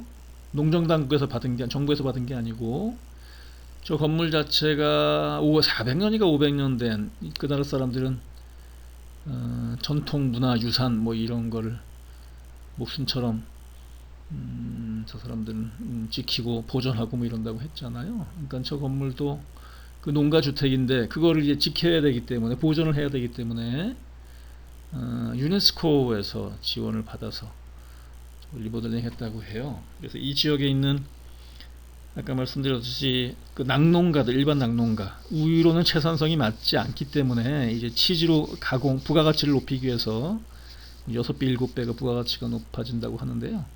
그래서 협동조합 같은 몇백 농가가 모여서 이 유네스코의 지원을 받아서 저 오래된 농가 건축물을 치즈 공동 가공장 겸 직판장으로 이제 리모델링해서 운영을 하고 있습니다. 그래서 부부를 고용을 했는데 치즈마이스터 남편은 치즈 가공하고요, 부인은 직판장에서 그런 제품들 판매하고 농식품, 농산물을 비롯한 공예품 같은 것들을 판매하고 있고 뭐 이렇게 운영이 되고 있습니다. 그 다음에는 오스트리아 잘펠덴이라는 곳입니다. 레오강이라는, 제가 어디서 본 기억으로는 저희 나라 국가대표 축구팀이 전지훈련 가고 뭐 이랬던 지역이라고 제가 뭐 찾아보니까 그런 내용이 있어서 인상적이었는데요. 그쪽 지역에 있는 작은 이제 우리나라로 치면 면 소재지 정도, 읍 소재지 정도의 이제 그런 모습을 갖추고 있는 지역이었고요. 저기가 이제 세계적인 스키 리조트 휴양촌이라고 합니다. 그래서 이 나라는 이제 한겨울에만 그 스키를 타는 게 아니라 알프스가 있기 때문에 거의 뭐 연중 1년 내내 스키를 타러 오는 사람들이 많이 찾아온다고 하는데요. 그래서 저기 농민 공동 직판장, 그러니까 상공인 및 농민 공동 직판장이라고 굳이 규정을 해놨는데, 저거를 만든 주체가 상공인 농민이라고 돼 있지만 시설은 이제 상공인 쪽에서 되고, 농민들은 저 매장 공간에 들어가는 농산물, 농식품, 공예품 같은 것들을 책임지고 해서 상공인과 농민이 같이 연대한 일종의 공동 집판장 형태로 운영이 되고 있는 겁니다. 그러니까 상공인들이 굳이 저런 시설을 농민들한테 제공한 이유는 상공인들이 이제 식당, 뭐 숙박, 뭐 이런 거 하는 사람들일 거잖아요. 저기 스킬이 좋으니까. 그래서 스킬 타러 오는 관광객들한테 그 지역에 나는 좋은 농산물, 농식품들을 서비스해 줄 수 있으면 이 사람들 좋은 일이니까 자기들 사업하는데도 당연히 도움이 되는 요인이 되는 거니까. 그래서 기꺼이 농민들하고 연대를 해서 저 공동집판장을 운영한다고 얘기를 하고요. 그리고 저 공동집판장에는 한 열 몇 농가 정도가 들어와서 정확한 기억은 아닙니다만 저기에 전적으로 뭐 농가의 매출을 당연히 의존하지는 않죠. 그래서 1,000만 원 상당 금액이 크진 않지만 그 농가의 농해 소득을 집판장에서 창출하는데 중요한 의미가 있는 그런 사례로 좀 볼 수 있을 것 같습니다. 그 다음에 네 번째 솔루션, 유럽의 농정을 그렇게 가능하게 한 농업회의소라고 할 수 있습니다. 이제 오스트리아 로톨츠 지역에 있는 슈바츠 군, 뭐 군이라고 저 나라 지역에서는 표현 안 할 텐데 우리로 치면 군에 해당하는 정도의 그런 지역에 있는 농업회의소고요. 여기는 이제 농업회의소가 있기 때문에 그렇게 들은 것 같아요. 농업회의소는 한마디로 농민들의 농정 자치 기구라고 할 수 있거든요. 그러니까 농업회의소 회장은 농민들이 선거를 통해서 뽑고, 그리고 농업회의소에서 일하는 교육, 뭐 인증, 뭐 이런 관련된 그런 전문가, 전문 직원들은 다 이제 농민인 거죠. 그래서 그렇기 때문에 농민들이 스스로 어쨌든 농정 관련된 집행을 스스로 하기 때문에 저 슈바츠구는 우리나라 치면은 군의 농정과, 그리고 기술직은 농업기술센터 쪽에 있잖아요. 그걸 이제 농정공무원이라고 한다면 농정공무원이 없는 거죠. 왜냐하면 그 역할을 농민들 스스로 대신 맡아서 감당을 하니까. 그래서 저도 이제 그 얘기를 듣고 참 좋은데, 농민들이 스스로 자치를 하고 자조를 하고 할 수 있는 일종의, 이것도 보면 뭐 중간 지원 조직 이라고 할 수 있는데, 그렇다면 그 중간 지원 농업회의소를 운영하기 위해선 뭐 인건비, 관리비를 비롯한 여러 가지 이제 예산이 필요할 텐데, 그럼 뭐 예산을 마련하거나 감당을 하기 위한 자체적인 사업들을 해야 되는 거 아닌가라는 제가 이제 생각이 들어서, 우리나라 뭐 사정을 생각하면 그 예산은 어떻게 재정적으로 마련이 되는 구조라는 질문을 했어요. 그러니까 한마디로 여기는 예산 관련된 건 행정에서 전적으로 지원이 된다. 그런 고민을 할 필요가 없다 라고 합니다. 그러니까 정부는, 행정은 예산만 지원해주고 간섭하지 않는 거죠. 농민들이 스스로 알아서 하는 구조니까.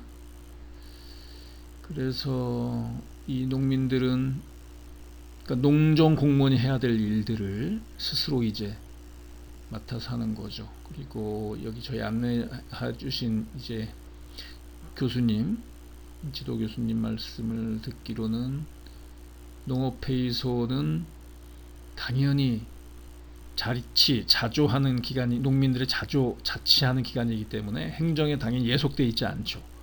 그러니까 슈바츠군의 군수, 우리로 치면 군수 아래 농업회의소장이 있는 그런 위상이 아니고, 오히려 동등하거나 아니면 또 그 이상의 이 지역에서는 대접이나 지위를 갖고 있거나 권한을 갖고 있거나 뭐 이렇다고 하는 얘기를 들었습니다. 그 다음에 다섯 번째 뭐 요소 또는 농정 솔루션은 농업학교, 당연히 농업학교 교육 시스템이라고 할 수 있어요. 뭐 미리 제가 언급드렸지만 독일이나 오스트리아 쪽 아이들은 11살에, 그러니까 우리 치면 중학교에 들어가면서 농업학교를 선택한다고 말씀드렸잖아요. 지금 사진에 독일 하이델베르크주에 있는, 우리로 치면은 뭐 농업기술원의 각 장목에 대한 시험 연구소에 해당이 되는 정도의 이제 기간일 텐데요. 바덴 원예 시험 연구소, 이쪽 나라는 원예가 차지하는 비중이나 중요도가 굉장히 크다고 했잖아요. 원예 자체가 행사용이냐, 이 사람들은 생활 소품의 일종이기 때문에. 그래서 원예 시험 연구소고요. 저희가 갔던 날은 그 고등학교쯤 되는 아이들 같은데, 이 아이들은 이제 농업학교 다니는 아이들인데, 일주일에 하루는 학교 교실에서 이제 이론 수업 같은 거 듣고, 4일은 이런 뭐 농업 관련된 기관이나 일반 농장, 마이스터가 기다리고 있는 그 농장에 가서 이제 실습 위주의, 그러니까 듀얼 시스템으로 이제 교육이 이루어진다고 얘기를 하고요. 뭐 다른 직업 학교도 마찬가지 시스템이고요. 농업뿐만이 아니라. 그러니까 이날도 그 친구들이 원예시험연구소에 와서 이런저런 실습하고 뭐 이러고 있는 장면을 저희가 봤고요.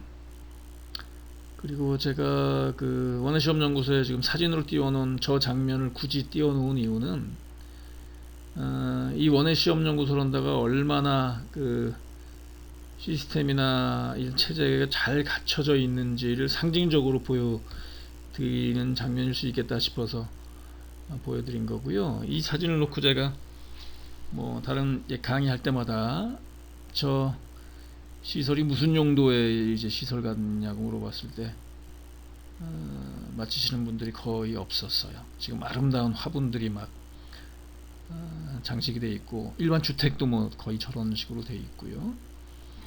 얼핏 봤을 때 뭐 카페 같은 공간, 이런 분위기가 나잖아요. 세련되고 정갈하고. 저기가 카페가 아니고요, 창고입니다. 농기계도 들어가 있고. 그래서 창고가 저 정도인데 다른 뭐 실험실이나 연구실은 뭐 말할 것도 없다는 의미로 제가 보여드린 거고요. 그리고 뭐 이것뿐만 아니라 어쨌든 저는 직접 강의실에서 교육을 하게 되면, 대면 수업을 하게 되면 제가 갔었던 이런 곳들의 사진들을 같이 하나하나 이제 넘겨가면서 더 자세한 설명을 드릴 수 있으면 좋겠다는 생각이 들고요. 일단 바덴 시험연구소는 저 한 장의 사진으로 어느 정도 이곳이 어떻게 운영이 되고 있는지, 어떻게 철저하게 합리적으로 세계적으로 운영이 되고 있는지를 보여줄 수 있는 사진인 것 같아서 보여드리는 겁니다. 그 다음에 여섯 번째는 은행이라고 할 수 있어요. 농민은행, 우리로 치면 농협 같은 곳이죠. 여기는 라이파이젠 뱅크라고요. 19세기 중엽인가 말인가 그 독일에 있는 소도시에 라이파이젠이란 이 독일 이제 협동조합의 아버지라는 의미가 있는 그런 분이고요. 이분이 이제 농민들이, 그 지역에 있는 농민들이 작은 도시의 이제 시장이었었는데, 농민들이 고리부채 시달리고 농사지어서 먹고 사는 게 어려운 현실을 안타깝게 여기셔서 돼지 한 마리 값이라도 빌려주어서 이 사람들을 부조를 해야 되겠다라는 생각을 하고 이제 일종의 마을 금고 같은 걸 하나 만드셨던 것 같아요. 그게 이제 지금 와서 유럽에서 가장 큰 은행 체인망, 은행 네트워크, 금융 네트워크, 금융회사로 이제 성장을 한 거고요. 그럼에도 불구하고 아직도 협동조합이고, 그리고 19세기 때 농민들의 고리부채 문제를 해결해 주기 위한 그런 정신, 그런 철학을 당연히 훼손되지 않은 상태에서 운영이 되고 있다고 합니다. 뭐 유럽에 갈 때 이제 그 웬만한 우리 농협이 가는, 농촌쪽에 가는 데마다 있듯이 가는 곳곳에 라이파이젠 은행들이 있었고요. 저걸 볼 때마다 우리나라의 농협, 물론 태생 자체, 역사 자체가 다른 한계가 있긴 하지만, 우리 농협이 라이파이젠 뱅크 같은 곳으로 좀 더 발전적으로 성장보다 전환될 수 있으면 좋겠다는 생각. 그럼 우리나라 농업이나 농민들의 생활 자체 획기적인 전환점이나 기회가 마련될 거라는 생각을 저는 하고 있습니다. 예, 이거 보면서 더 이제 그런 생각이 들었는데요. 농협이 있으면 농협 하나로마트, 그러니까 신용사업부가 있고 경제사업부가 있잖아요. 여기도 이제 마트인데요. 우리 치면 뭐 농협으로 치면 하나로마트 정도에 해당되는 거겠죠. 라이파이젠 금융의 경제사업부 정도겠죠.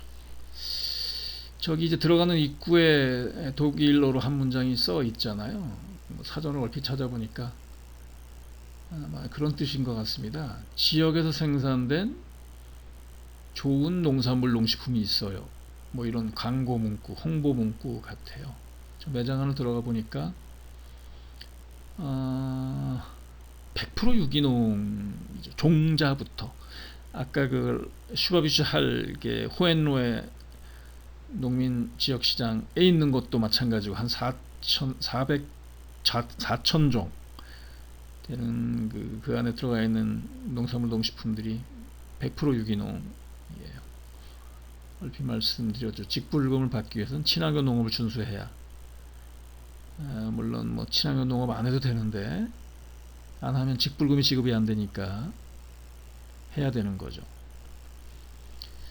그래서 이 마트에 가니까 인상적인 장면이 다 유기농이니까 들어가 있는 제품들이 굳이 뭐 유기농이라고 강조할 필요가 없는 거죠.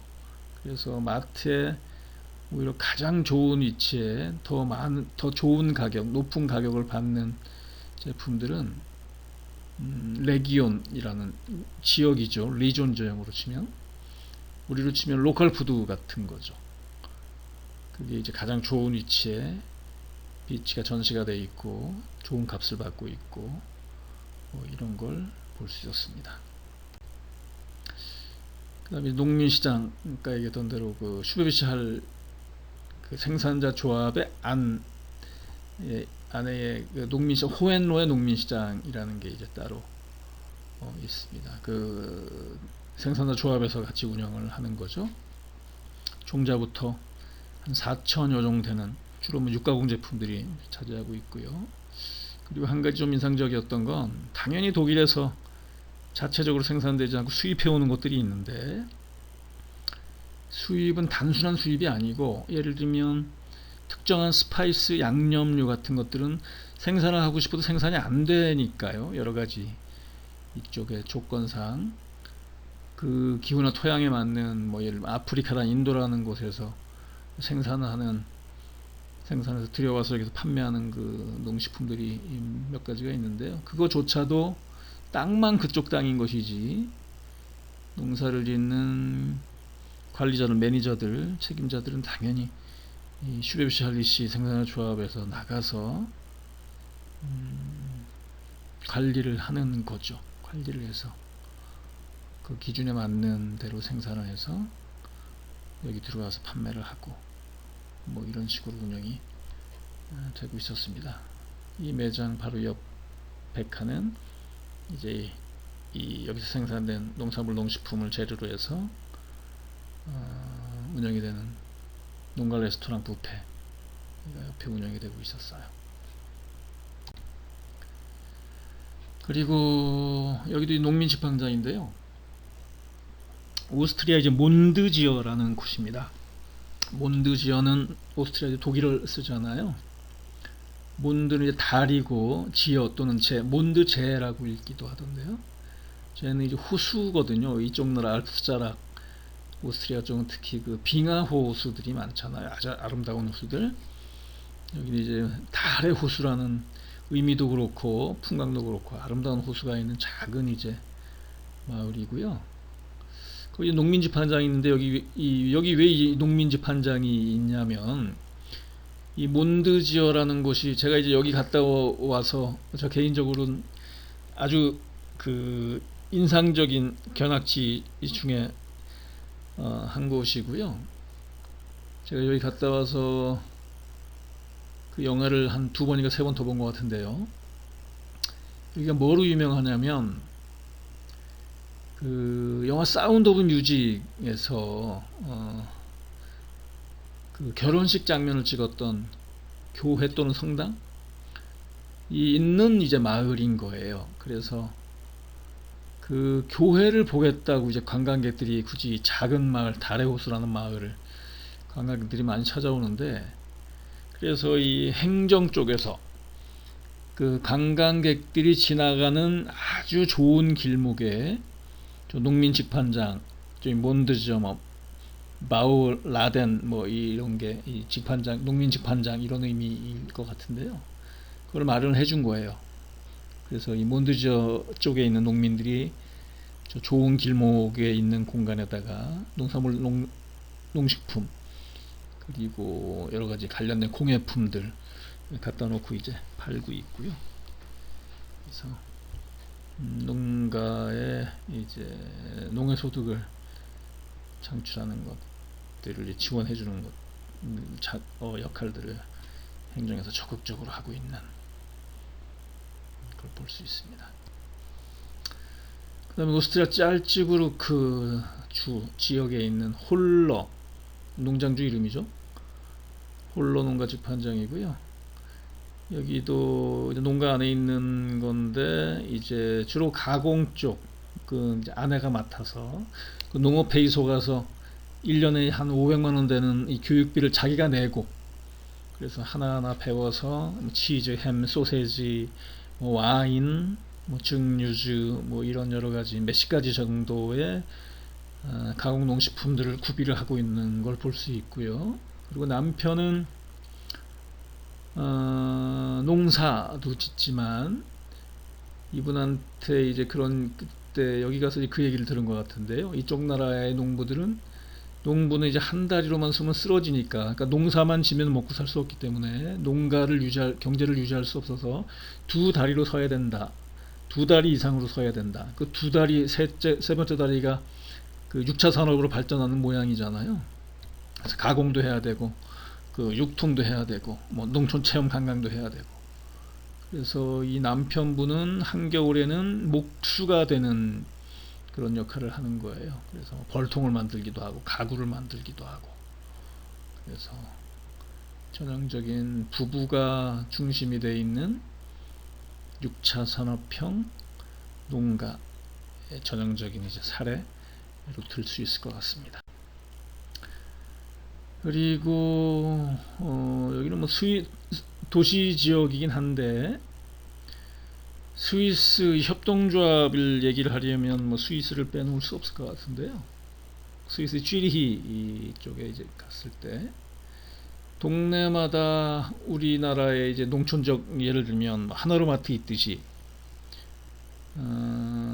두 개인데요. 우리로 치면은 생협 쪽에서 한살림, 아이쿱 이게 제일 이제 크고 활동적이지 않습니까? 그러니까 거기랑 대비해서 스위스는 미그로라는 곳, 그리고 코프 또는 쿱이라는 두 군데가 우리의 한살림, 아이쿱 정도에 해당되는, 다만 그 다른 거는 규모 자체가 이제 역사 자체가 다른데요.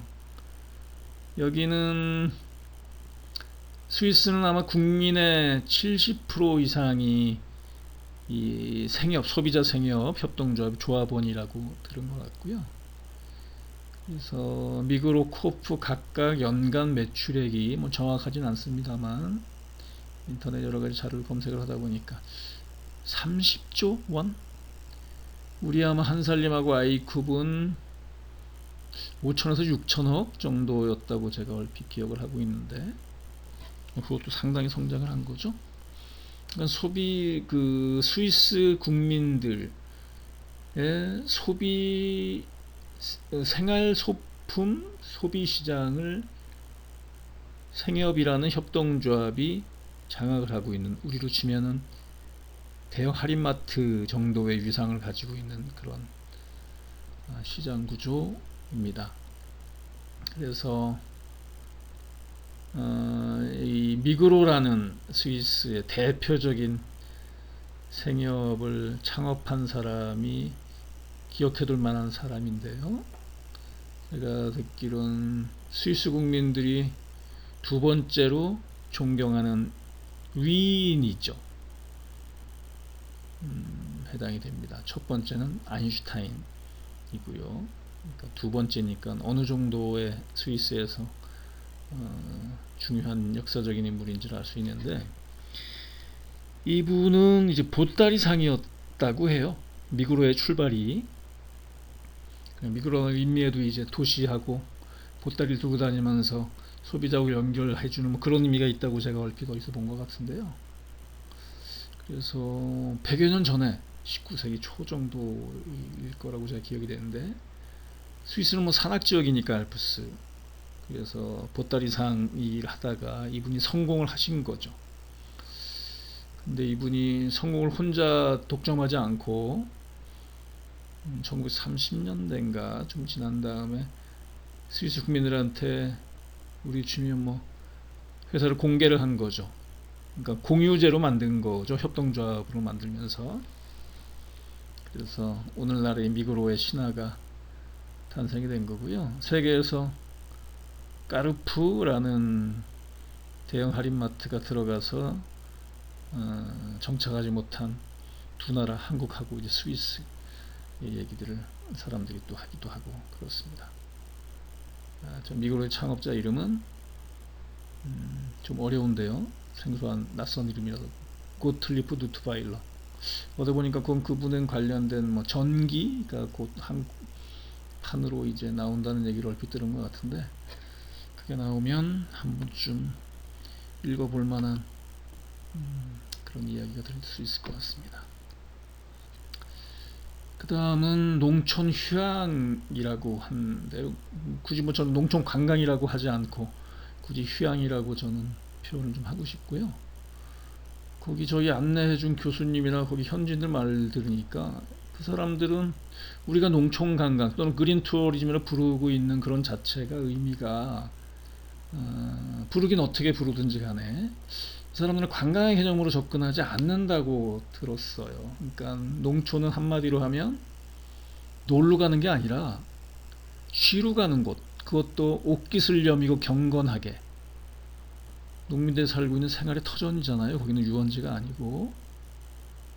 그래서 이 사람들은 더군다나 휴가 뭐 이런 기간도 길기 때문에 단지 며칠 놀러 가는 게 아니라, 기분 풀러 가는 게 아니라 심신을 쉬러 가는 거죠. 휴가, 휴양, 치유를 목적으로 간다고 해요. 그래서 그 중에 대표적인 이제 마을을 갔는데요. 독일의 라인란츠 팔츠주라는 곳에 라인스바일러 와인 또는 포도 체험 마을입니다. 이건 800년 된 오래된 이제 마을이고요. 집들이 몇백 년 된 이제 집들이죠. 보시다시피 여기는 100 몇십 농가가 이제 모여 있는데, 그 중에 열몇 농가가 이제 와이너를 운영하고 있고요. 그러면 열몇 농가 위주로 그냥 운영되고 말 것 같은데, 그렇지 않고 나머지 100몇 농가도 같이 이제 와인 공동체를 이루는 모양을 보여주고 있는 거예요. 그러니까 나머지는 와인을 직접 생산하진 않지만 와인을 사러 온 사람들이 여기서 휴양을 하니까, 휴가를 보내니까 밥도 먹어야 되고 잠을 자야 되잖아요. 농박 해야 되니까 그걸 같이 이제 운영을 하면서 이 백몇십 농가가 모여 있는 이 마을 자체가 하나의 유기적인 융복합 6차 산업체의 형태를 보여주는 거예요. 독일은 뭐 이제 관광 관련된 그 시스템 제도로 관광 가도라는 게 이제 구축이 되어 있는데요. 여기는 이를테면 와인 가도라고 부를 수 있는 그러니까 마인스트라스의 독일 표현으로 하면 거기 중심적인 그런 거점 역할을 하는 곳이라고 합니다. 그래서 여기는 아예 관광청에서 상주 직원을, 공무원을 2명을 파견시켜서 일종의 연락사무소 같은 게 마을 안에 들어와 있을 정도로 중요한 명소가 되어 있다고 얘기를 들은 것 같습니다. 이게 라인스바일러 마을에서 운영하는 농박이에요. 그러니까 퇴페라이라는 브랜드로 운영이 되고 있고요. 저희가 여기서 숙박을 했는데요. 이게 운영하시는 분이 예술가예요. 조각도 하고 그림도 그리고 뭐 도자기도 굽고 뭐 이러신 분인데요. 그러니까 은퇴하시고 여기 들어와서 일종의 예술인 농박을 운영하시는 거죠. 저에게 이제 문에 보면 몇 가지 이제 그 인증이 붙어 있는데요. 그게 이제 관광청 또는 관광협회 이런 곳에서 철저하게 조사를 하고 평가를 해서 등급을 매겨놓고, 우리 뭐 호텔로 치면 별 무궁화 뭐 이런 거로 등급이나 이제 그 호텔의 수준을 저희가 이제 구분을 하듯이 철저하게 이제 관리가 되고 있어서, 저 개인적인 소견으로는 도시에서 뭐 호텔에서도 묵어봤는데 훨씬 더 쾌적하고 세련되고 이랬던 저는 좋은 기억을 갖고 있습니다. 비용은 뭐 크게 다른 차이는 없을 것 같다는 생각이 들고요. 그리고 여기는 이제 바벨 관광농가라는 대표적인 농가예요. 독일 네셀방 지역에 있는. 여기는 특징적인 게 부부하고 당연히 가족농 시스템이라서 아들들이 2명인가 3명인가 있는데 각각의 역할 분담이 정확하게 돼 있어서, 그리고 여기 뭐 안내판 이정표를 보시면 알겠지만 뭐 사우나도 있고 뭐 치즈를 만들기도 하고 뭐 여러 가지 이제 것들이 같이 한 군데 모여있는, 우리 옛날로 치면 관광농원 뭐 그런 시스템이잖아요. 저기 보이는 이제 건물은 독일 같은 경우는 이런 그 관광농가 시설이 있으면 의무적으로 당연히 아이들이 쉴 수 있는 그런 공간을 갖춰야 된다고 해서 아이들이 어쨌든 놀고 쉬는 그런 공간이 좀 구축이 되어 있고요. 그래서 여기는 6차 산업이 한꺼번에 한 공간에서 이루어지는 그런 시스템이라고 할 수 있을 것 같습니다. 재밌는 장면이고요. 아까 말씀드렸던 대로 알프스 자락에 있는 마을들, 독일 오스트리아 쪽에 소들이 1년에 한 3-4개월 동안에 산에 올라가서 방목하면서 이제 자란다고 했잖아요. 그리고 그 기간이 끝나고 이제 하산하는 그런 행사입니다. 그래서 그거를 이제 목동이죠, 우리로 치면. 오스트리아 쪽에 전통 의상을 입고 내려오는 장면을 저희가 운 좋게 우연히 보게 됐는데요. 근데 이거를 하산하는 날은 축제 형식으로 이런 것들이 또 이루어져서 관광객들은 그걸 굳이 보겠다고 이제 날을 맞춰서 찾아오고 뭐 그런다고 합니다. 예, 이 모든 것들이 독일만의 일이 아니라 유럽연합은 이제 공동농업 정책을 이제 공유를 한다고 했잖아요. CAP Common Agricultural Policy. 그래서 이 모든 것들을 가능하게 하는 게 결국에 유럽연합 또는 각국의 유럽 각국 나라들의 정치적인 백그라운드, 그걸 통해서 이제 그들이 생각하고 있는 농정을 바라보는 철학이나 가치 같은 것들이 법, 제도, 뭐 이렇게 정책 구현이 가능한 거잖아요. 그래서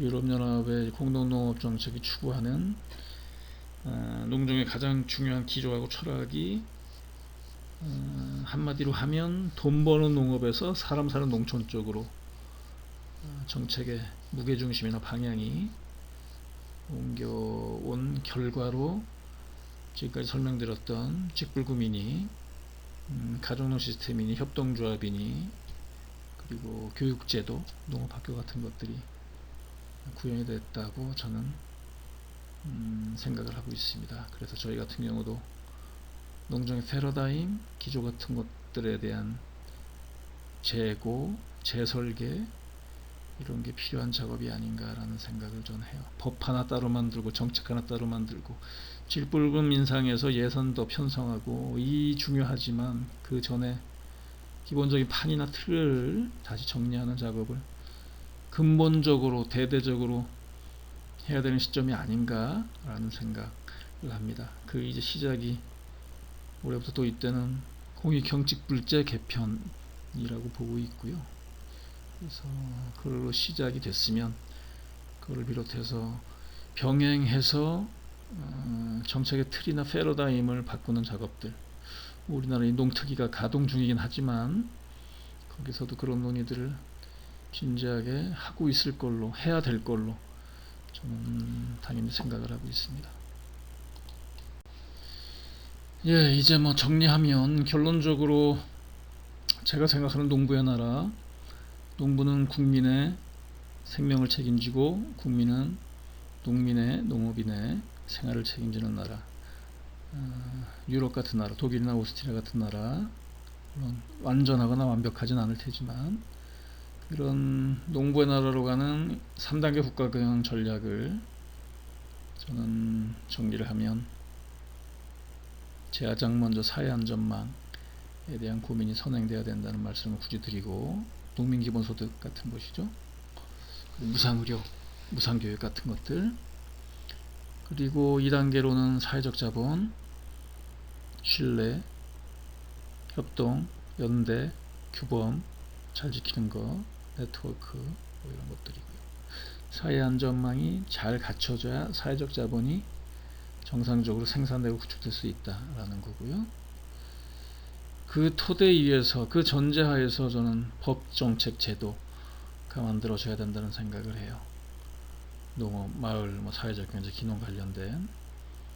저희 나라는 조금 아쉽게도 1단계, 2단계 사회안전망, 사회적 자본이 충분히 정상적으로 잘 준비가 되어 있거나 구축이 되어 있지 않은 상태에서 법, 정책, 제도가 시행되다 보니까 효과를 보기가 어려운 게 아닌가 라는 걱정 같은 것들이 있어서 늦었지만 지금이라도 좀 더 1단계, 2단계 사회안전망과 사회적 자본을 좀 더 탄탄하고 촘촘하게 갖추는데 농정의 주요 방향을 설정을 하고 집중을 해야 되는 게 아닌가, 유럽처럼, 독일, 오스트리아처럼 해야 되는 게 아닌 생각이 듭니다.